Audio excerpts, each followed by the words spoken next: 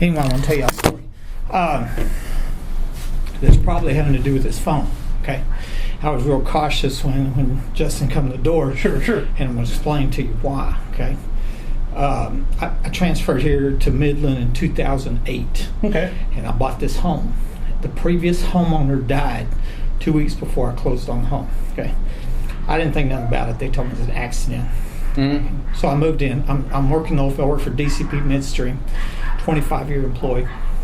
I'm living here 2 years, and I figure out somebody's breaking into this home.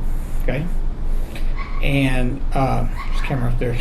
Yeah. Another one over there too. Yeah. And so my first call to the police for burglary was November 2010. Okay. Mm. And it continued to change all the locks out in my house. My first call for somebody to get into the attic of this home was January 2011. I'm very serious about that. Yeah. And so that next year I changed all the locks out of my house, screwed windows together, cut trees back. I kept setting traps, like put a rock on a doorknob, and then if somebody comes in, then I could, because I was single and working all the time, worked at Claydessa, I could tell if somebody had been in my house. Mm-hmm. I couldn't stop them. They kept breaking in my house. I couldn't lock them out. Okay, and so that year in 2011, I married this woman that's from Midland, and she's the first person that says, she says, you think they're coming from the ground? I had never considered that possibility. I've never even heard of that happening before, But the more I thought about that, that's exactly what's going on. That's how come I can't lock them out. Okay. At the same time here, right there, and you can look through there, is the back of Home Depot. Oh, yeah. There's an alley, there's a truck and loading lane, and there's the back of Home Depot. And that's secluded. You can't see back there from the street. Mm. I'm seeing these 18-wheelers pull up in the middle of the night and stay a little bit and leave, never unload freight. 24/7 this is going on. It's highly suspicious. It's literally the best place to smuggle drugs, weapons, terrorists, humans, whatever, right here in the middle of Midland, and nobody will see you. And it's 50 foot from my home, Mm-hmm. And so anyway, I was only married 3 months to this woman, separated in December 2011. She took my life insurance booklets, which is important. The next month, in January 2012, I called the DEA and I reported a suspected smuggling tunnel going from over there to here. Okay, and I called the El Paso DEA, then I called the Midland DEA, and they didn't look, and 2 weeks later I'm shot inside my home from the ground. Somebody under my home shoots me with burglar alarms going in my attic. I'm not joking, I'm serious, I'm very serious. I crawl out on my hands and knees. This got caught on camera, and I had the cameras because of the crimes that were going on, because of the burglaries, okay? So, and this is on my YouTube channel. As I'm crawling out, I scream for help, and you see the lights go off in my car. Somebody is sitting in my car after I'm shot. Okay, so I've got proof. Jesus. This gets way bigger than that. I crawl out, I drive to the 7-Eleven, and I say, I've been shot. This detective shows up, and then I'm in the hospital 10 days. They cut the back of my foot off. Now I'm disabled. It ended a 28-year career. I get out and I find out the police are saying I'm crazy and I shot myself.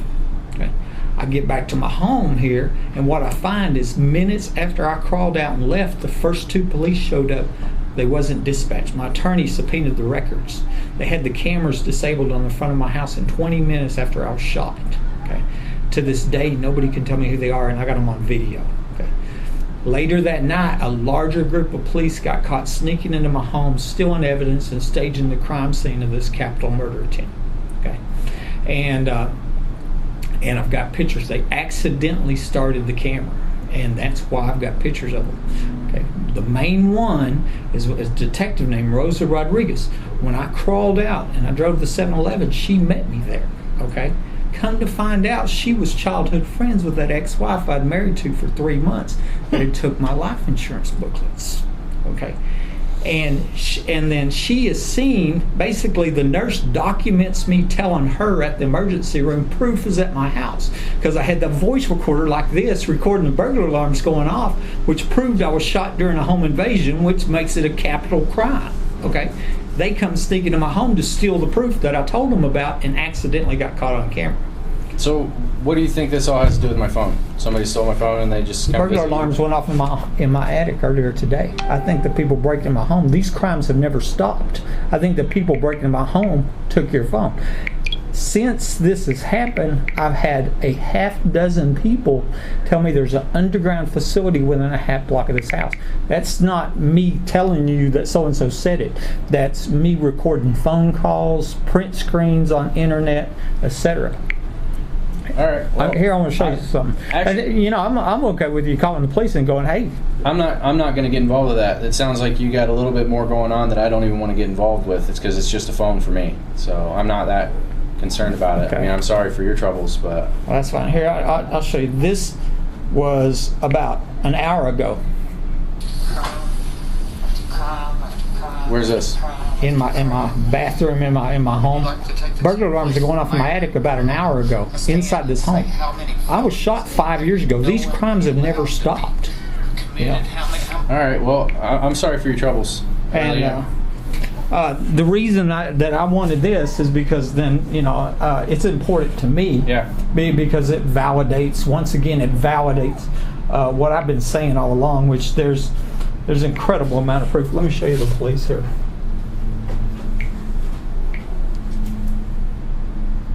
This is from the video. That's me crawling out. I didn't know if I'd live or die at the time.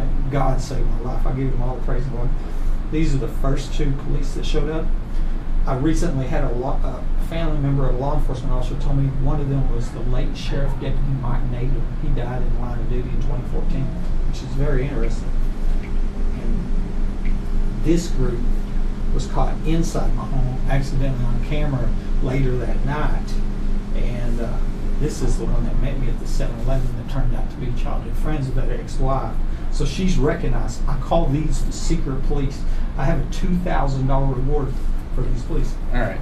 This guy's wearing a Midland K-9 police jacket. 2014, a Midland K-9 police officer murdered his wife. I think it was him. So I think the people breaking my house today took your phone. All right. Well, I don't want to get involved with this. I just wanted to see if you might have my phone. I'm really sorry to hear this. I don't have your phone. Yeah. You know. Okay. And I'm really sorry to hear this. I'm all the troubles plenty you fine went with, you know, we can get in the police over here. No, I don't want to do that. Record. No, I don't want to do that.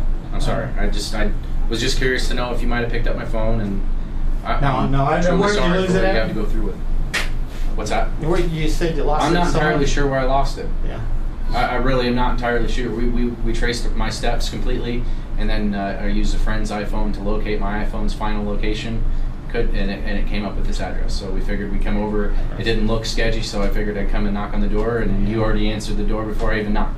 Yeah. So, but like I said, dog was barking. Truly sorry that that you're dealing with this. I hope that it gets better. Yeah. But thanks for sharing that with us. I don't know what to say. Yeah. You can.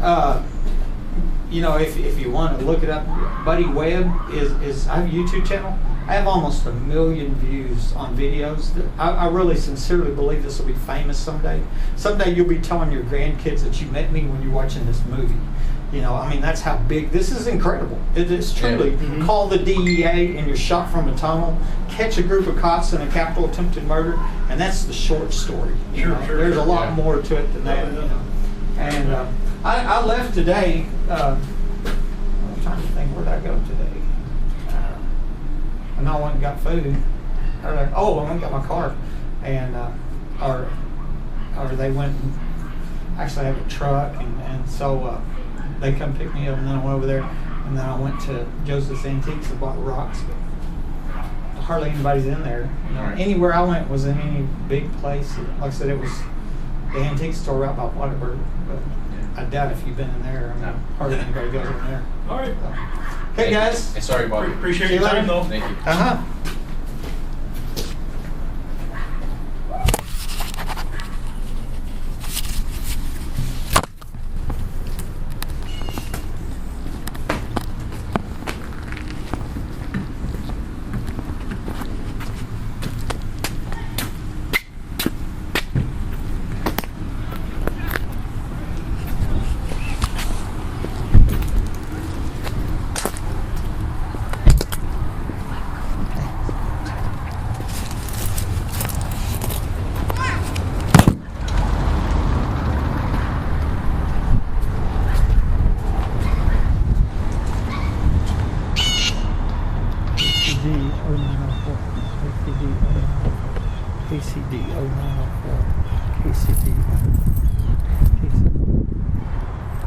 KCD.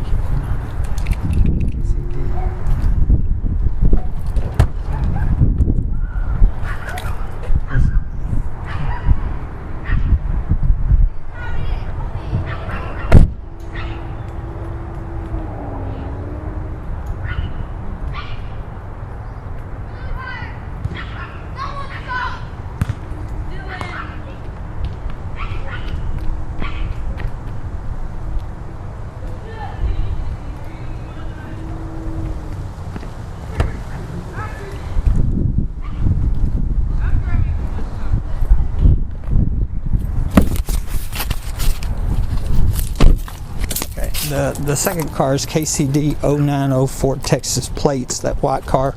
The first car was out-of-state plates. It was a blue and white plate.